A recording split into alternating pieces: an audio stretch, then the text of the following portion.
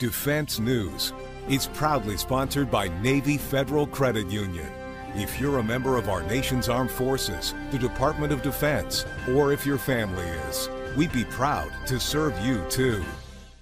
On this episode of Defense News Weekly, the biggest changes to Marine rifle qualifications in 100 years are rolling out to the infantry. Find out what's changing in the Corps. Plus, a preview of the upcoming AUSA conference in Washington, D.C. Hear what's new at this year's bonanza of Army tech, weaponry, and soldier education. And GM Defense gives a preview of its entry for a potential future replacement for the Army Humvee. We got a test drive of the vehicle, and we'll tell you how it went. Finally, the head of acquisition for the Army was on hand to talk about priorities. What's on his agenda for making sure the force is well supplied? We bring you that story. A lot of Army this week. Come on, Air Force, make some news. It's the latest in news and analysis from the Pentagon to the platoon, here on Defense News Weekly.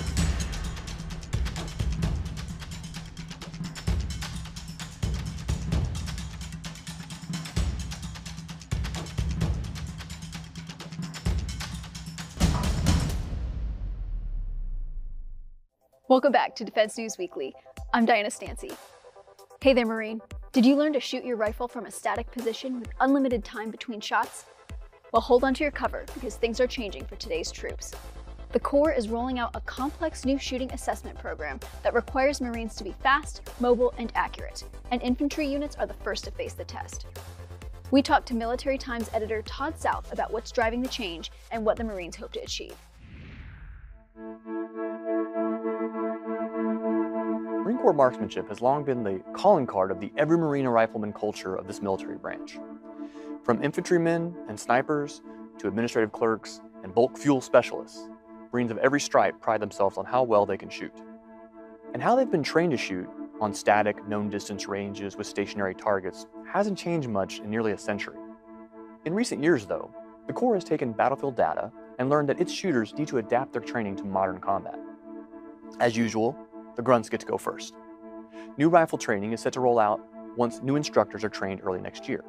It's the Infantry Marksmanship Assessment, or IMA, and has been used in recent years at both the East Coast and West Coast schools of infantry. That evaluation will become the standard for all of infantry in the next 5 years, according to a new marksmanship campaign plan released recently by the Marine Corps Training and Education Command. This new shooting standard mirrors much of what the Marines unveiled in their annual rifle qualification changes back in 2021. The new qualification added moving targets, reversed the traditional order of shooting within 100 yards and then backing up to 500 yards as it used to be. Now it reverses, which means Marines will shoot like they do in combat, starting at 500 yards and moving inward as they do different shooting drills. The new qualification added a gas mask and nighttime shoots as well, because the enemy doesn't wait for daylight and neither do Marines. With the new infantry marksmanship assessment, the Corps is adding some more tech to gauge just how accurate Marines are firing. The Joint Marksmanship Assessment Program, or JMAP, creates a digital score sheet instead of relying on another Marine to manually mark their targets. Time will now also be a factor. Accuracy isn't just hitting the target or where you hit the target as a shooter. It's more how quickly the Marine fires and when they strike the target that now also matters. They'll need to keep that in mind as they reload under time pressure. Here are some of the features that Marines will face in the new assessment. The known distance traverse. This will see Marines fire 6 rounds each in 3 exercises at a steel target 100 meters away. They'll move to a barricade supported position to fire another 2 shots at a 200 meter target, and then move into a prone position to fire 2 more shots at a 300 meter target. The short bay distance sees Marines firing 5 rounds in a standing position, another 5 in a kneeling position, and then reloading to fire a final 5 rounds again in a standing position. Shooting on the move has Marines fire at 2 side-by-side targets while continuously moving. Those require 2 chest shots on each target, then 2 headshots on each target as well. Finally, manipulation and recoil control requires Marines to fire 6 rounds into the chest of a target and 4 rounds into the head. The idea is to get Marines ready to shoot under the likely conditions they will face should the United States face close combat in the near future against a peer military such as China or Russia. The Corps is now training its shooting coaches on the new assessment and methods to improve Marine shooters. The service is also developing a software application that will give shooters real-time feedback and ways to see how they stack up against other shooters in their unit or even on the Marine Corps shooting team. But don't ditch your range qualification cards and tricks and techniques just yet.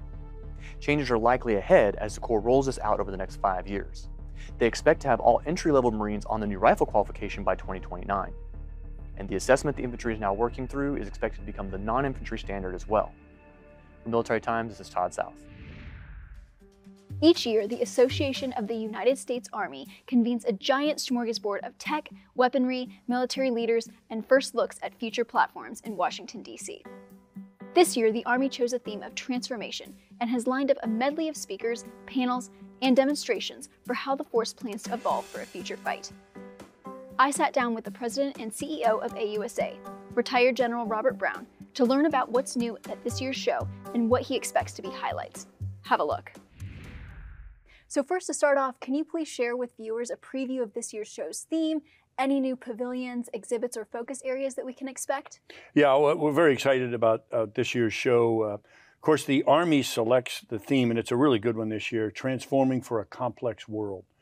There's a lot, when you look at transformation, there's a heck of a lot that goes on. So, boy, for me to talk about all the different, you had said some special exhibits and stuff. We'll actually have 784 exhibitors fill the Washington Convention Center.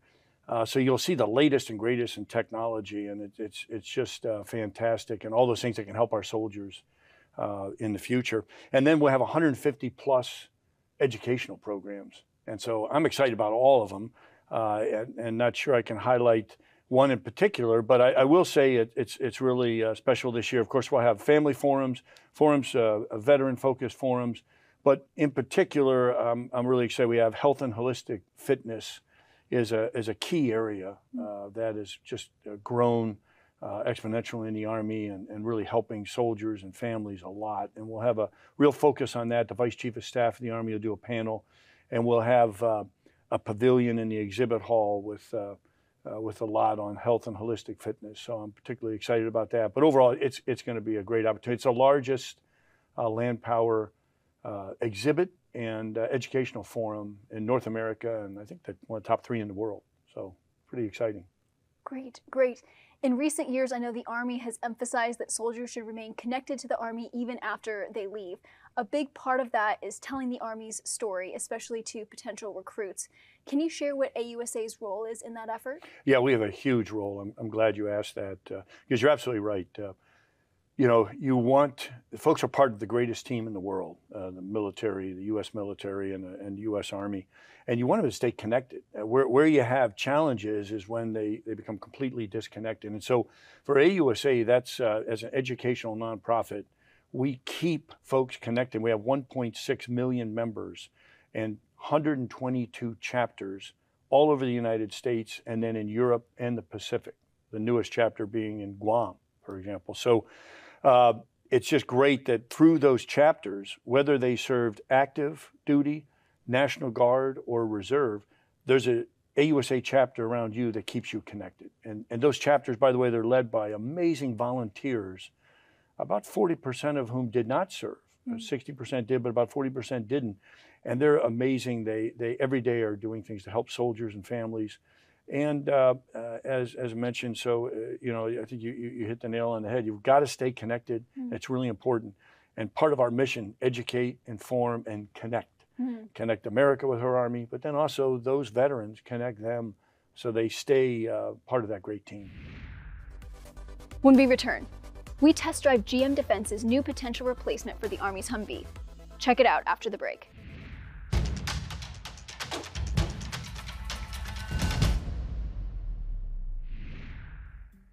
Welcome back. As the Army looks to update its vehicle fleet, one of the options it's considering is a replacement for the venerable Humvee, a workhorse for the force for decades. If it decides to pursue a new design, one of the options on the table is a vehicle from GM Defense. And here's the twist. It's got a unique power solution. We got an invitation to take a sneak peek at the new design at the General Motors Milford Proving Ground recently, where land warfare reporter Jen Judson got to take it for a spin on the test course. How did it drive? Here's a look at what she saw. I'm Jen Judson, land warfare reporter for Defense News. I'm here at the Milford Proving Ground, part of General Motors. I'm with GM Defense today, and behind me is a next generation tactical vehicle. Welcome. It's good to have you here, Jen. It's good to have your team here. You brought sunshine with you. I really appreciate that. So my role at GM is with government solutions and strategy. We're responsible for thinking about what's in the future and defining that for our business, working with customers and making sure that we're able to bring that to reality. And so you have designed this vehicle behind us as a technology demonstrator. So talk a little bit about what we're seeing here. Sure. What is this? So this vehicle, if you squint your eyes a little bit, looks a lot like a Chevy Silverado. We took all the commercial technology that GM invests in and then modified it to be able to create this tactical vehicle. It's a diesel-powered system that has significant battery energy storage and brings a lot of capabilities and a lot of advantages to tactical organizations. Okay, I'm about to get to drive this vehicle. So tell me what to expect. Well, first, it's going to be uncomfortable because you're not going to hear any noise. It's very quiet by design, and it gives you the ability to cut down on your fuel usage, but give you tremendous capability for military missions. All right, well, thank you. Let's get driving. Let's do it. All right, here we go. We're going down this crazy hill, and I almost can't see. Here we go, whoa, whoa, whoa. Could not do that in my minivan. I'm driving over washboard right now, and it certainly doesn't feel that way. Going downhill through like some really gigantic potholes. That wasn't too bad. That would have destroyed my car. All right, this is like a roller coaster ride. Get ready, here we go uphill.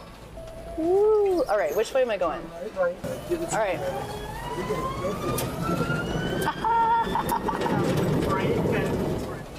All right, that's like probably as bumpy as it's gonna get. And uphill. This is where I get to punch it again, which is like the best part. All right, I definitely would have skidded out in a regular car there. That was pretty awesome. Like, I'm going over washboard road, really sharp curves, inclines, downhills, and it's just really smooth. It's gonna be so boring to drive my rental car off the property here today. Are you sure I don't get to keep this at the end? All right, I'm gonna turn this on hybrid drive now. There goes the engine. Just making the cameraman sick. Now, am I supposed to feel like the drive is a little different? Nope. Okay, then I am. I just want to make sure. So as I'm driving in hybrid mode, I am also charging the battery as I drive. It's using the energy from the engine, feeding the battery. All right, I'm going to switch it back to silent drive.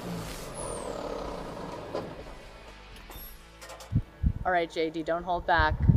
Were you scared for your life while I was driving this vehicle? Luckily, there's a bunch of handholds I was able to hold on. No, you did a great job, and I think it illustrates that this is a pretty easy vehicle to drive. It's intuitive, and it's funny with soldiers, when they get the chance to drive either an ISV or this vehicle, it's what they drove to work this morning. Most of them drove a pickup truck, and this is that vehicle. It just doesn't look that way. Talk about what it is you're hoping that the Army, the military world will take away from a tech demonstrator like this. What are you hoping to show them? I think number one is the technology's here today.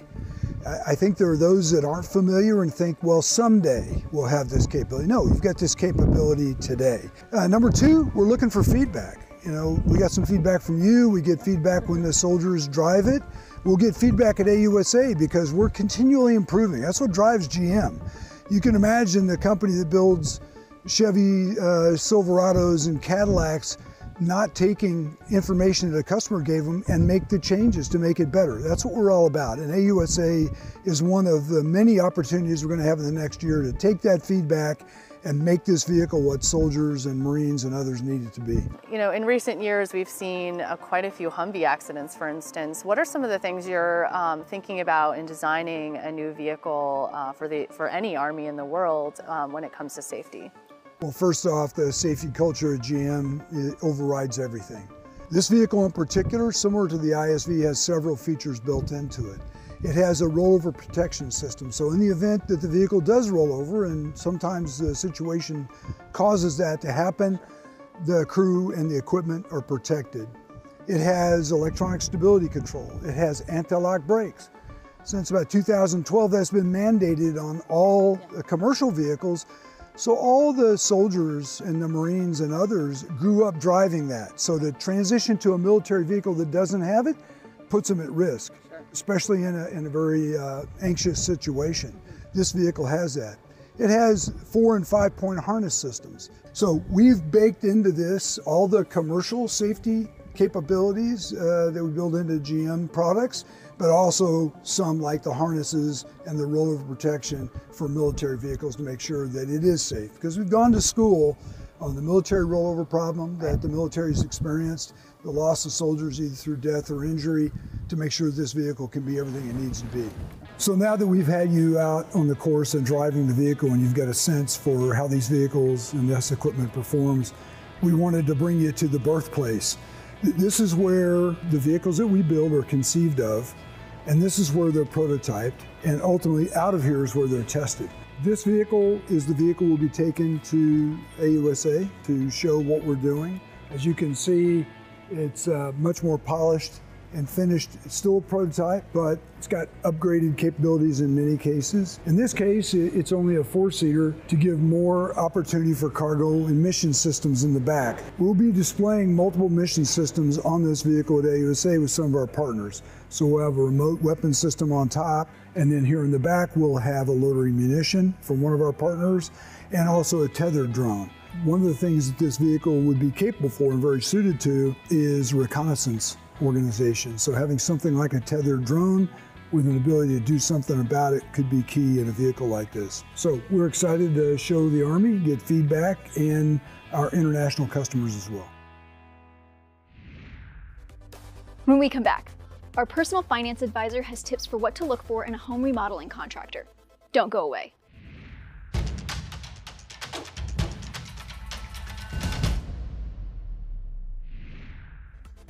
Welcome back. Before you spend your hard-earned money on a home renovation, know what to look for in a remodeling contractor. On this episode of Money Minute, Jeanette Mack from Navy Federal Credit Union gives you tips on how to do it right. When it comes to remodeling your home base, choosing the right contractor is a critical part of the mission. The right contractor can be the difference maker in saving money, time, and stress. So make sure you find one that's not just reputable, but also experienced. Being well-known and recommended is the currency of the contractor market. So do your research, check reviews, and land on a few that have the knowledge and expertise to deliver high-quality results. Verify their credentials, check state licenses, and if necessary, be sure they're bonded. When it comes to the project itself, get written estimates that outline the entire scope of work. Compare bids from different contractors to find the best value for your budget. And don't hesitate to ask your bank or credit union questions about potential financing. Don't overlook the possibility of using the available equity you've built in your home to cover some or all of the costs. Along with having the right contractor, using your home's equity could be a smart way to get your project done more affordably and, more importantly, add beauty and value to your home. Thanks, Jeanette. We'll see you next week. To get more coverage of military and defense topics, look over the horizon at militarytimes.com and defensenews.com for more headlines. And to be the most informed basis in the Service Branch Band, sign up for our Early Bird Brief, compiled each morning to bring you the most recent headlines. Lastly, if social media is where you collect open source intelligence, follow us on YouTube, Facebook, Instagram, and X, formerly known as Twitter. And just like most junior troops, we're on TikTok, so go find us there as well. After the break, the head of Army Acquisition drops by to talk about what's on his horizon as he tries to keep the force at full capacity for everything from drones to artillery shells. Stay tuned.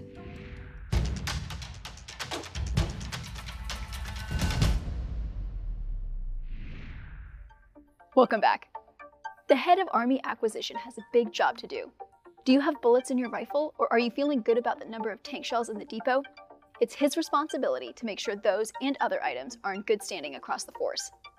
The man in question, Doug Bush, dropped in for a conversation with reporter Jen Judson about his office's recent accomplishments and areas where he wants to see acquisition move faster. Hint, it's about drones. Here's some of what he had to say.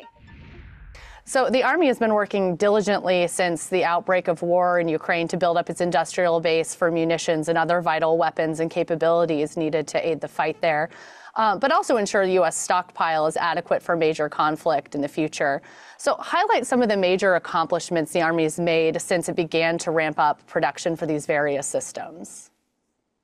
Yeah, sure, absolutely. And first of all, yeah, thanks to a massive team of Army and industry people who were doing the actual hard work out there to make this happen. I was just at Radford Army Ammunition Plant just yesterday and got to see some of these folks and see what they're doing, and it's awesome. Also, thank you, Congress, for getting us the resources to do it.